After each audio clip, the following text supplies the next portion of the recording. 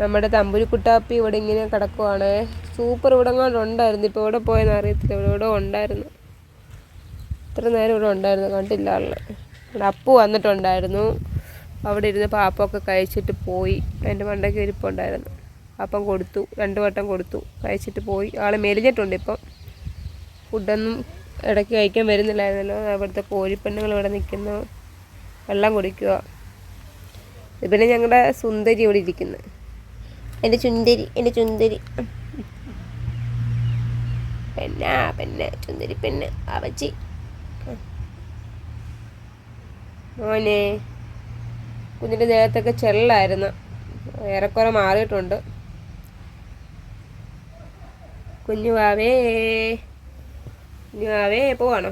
നിങ്ങൾ പോവല്ലേ മേഡം?